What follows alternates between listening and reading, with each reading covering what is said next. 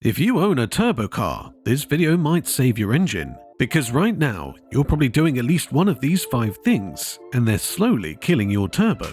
Mechanics see it every day, drivers don't until the damage is done. First, let's break down how a turbo actually works. It's a high-speed, high-heat marvel that turns an ordinary engine into a powerhouse. Here's the idea. When you hit the accelerator, hot exhaust gases rush out of your engine.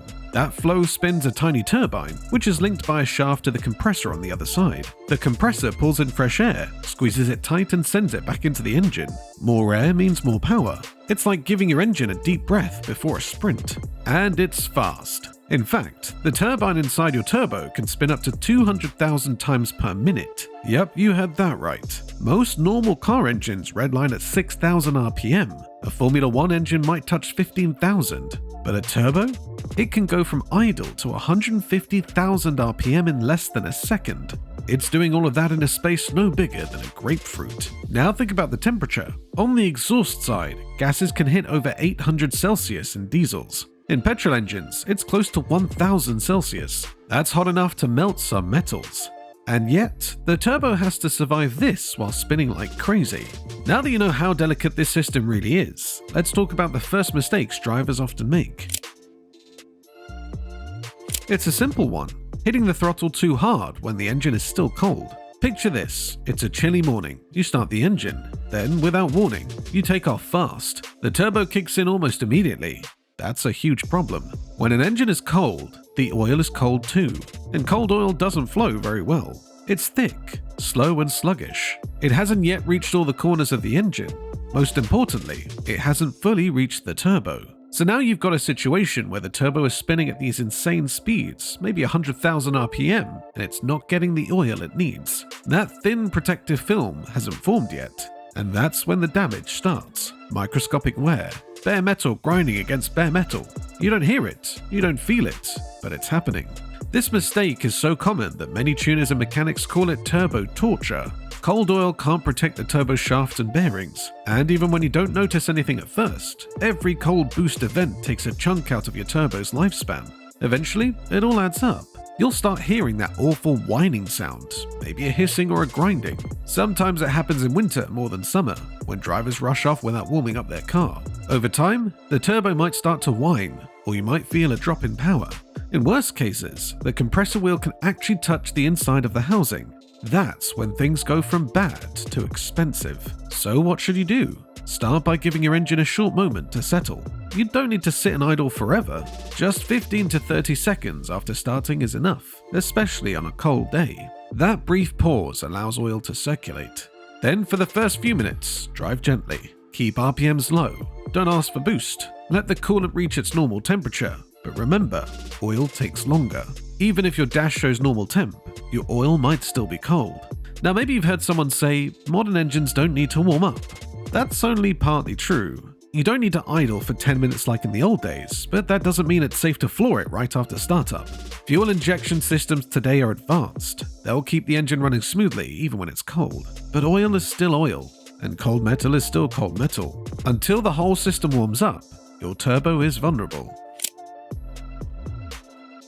The next big mistake is shutting off the engine too soon after a hard drive. Mechanics call it hot shutdown, and it's quietly ruining your turbo. Here's why. When you turn off your engine, the oil pump stops, but the turbo is still scorching hot. That oil inside it, which just moments ago was flowing and cooling, now sits still. And that heat, it doesn't just fade away, it soaks into the oil. And then the oil burns, boils, and turns into a hard crust. Mechanics call it coking. And those little crusty bits don't just vanish. They start clogging the turbo's oil lines and sticking to the moving parts. Over time, it wears down the bearings and starves the turbo of lubrication.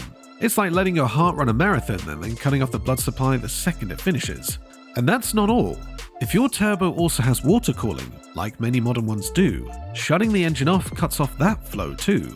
The heat trapped inside spikes even more. This is known as heat soak. Metal parts expand and contract fast under these extreme temperatures. If this keeps happening, the turbo housing can crack. It's thermal shock, like tossing a red-hot pan into cold water. And no, it's not a rare event. It happens in real-world daily driving, especially after pushing the car hard. So, what do? It's simple. After a demanding drive, let the engine idle for 30 seconds to 2 minutes. If it was light city driving, 30 seconds is enough. But if you were going fast or climbing hills, give it a full minute or two. Let the turbo breathe and cool while the oil is still flowing. That idle time could save you thousands. But even the best cool down habits can't save a turbo if the oil itself is bad. And here's where the next big mistake comes in: neglecting oil changes. Turbochargers live on oil. They spin at over 100,000 RPM. They get hotter than almost any other part of the engine, and they rely entirely on a thin film of clean, high-quality oil to survive. When oil breaks down, it doesn't just get dark, it gets gritty. That grit acts like a sandpaper on the turbo's bearings, and the passages that feed oil to the turbo? Some are thinner than a pin. Just a bit of sludge or a small chunk of carbon can clog them up. Some turbos even have a fine mesh screen in the oil line. One little blockage there and your turbo starts starving. At first, you might hear a faint whine. Maybe you spot a little oil seep. But then it gets worse. The shaft scores, the bearings fail, and eventually the compressor wheel touches the housing. At that point, the turbo's done. You'll need a full replacement. Even the oil level matters. Turbos are usually last in line when it comes to oil supply, so if your oil is low, the turbo suffers first. And it's not just about quantity, it's about quality too. High-performance engines often demand synthetic oils that can handle extreme heat. If your car calls for ACEA-C3 5W-30 and you pour in a cheaper non-synthetic just to save money, you're rolling the dice. That oil might not survive the heat, and once it breaks down, your turbo pays the price. So what's the smart move? Change your oil and filter on schedule, or even a bit early. If the manual says every 16,000 kilometers, doing it at 12,000 kilometers is a small price for big protection. Always swap the filter too. A clogged filter can let dirty oil bypass straight to the engine. Stick to the recommended oil type. Don't experiment. If the manufacturer calls for a certain grade, use it. They didn't pick it randomly. That oil was tested to survive the exact stress your turbo puts on it. And make checking your oil level a habit, especially if your car is older or driven hard. Some turbos slowly burn a bit of oil. That's normal. But if you never check, you won't know when it drops too low. And if you notice it's dropping fast, get it checked. It could mean your turbo seals are starting to go.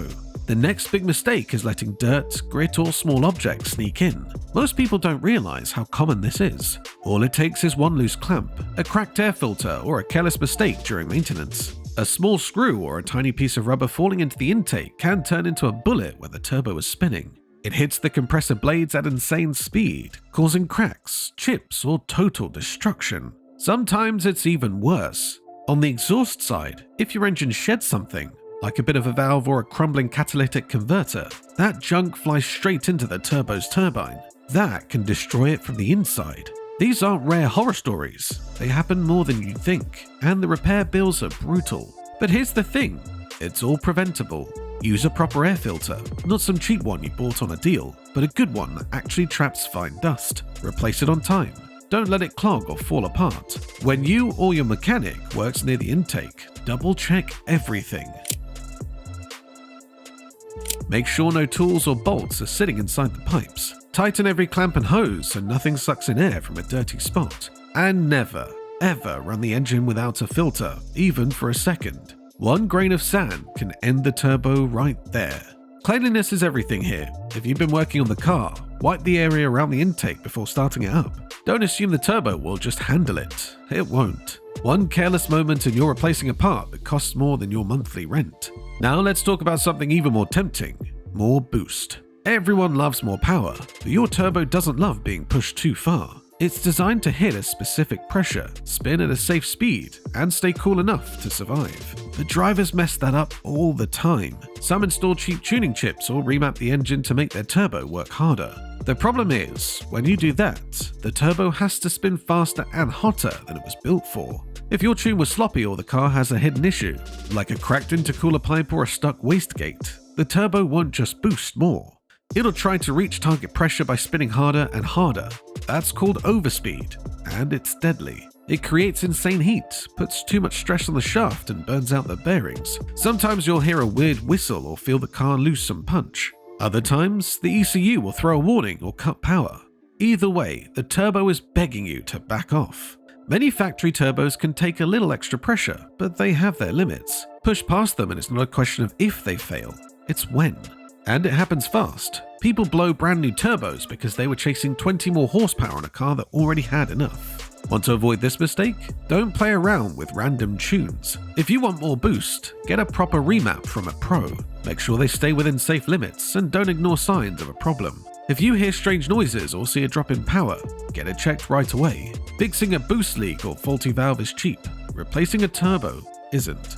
Also, respect the warnings. If your car goes into limp mode or lights up the check engine light, especially with turbo codes, don't just clear it and keep driving. Something's wrong, and the longer you push it, the closer you get to total failure.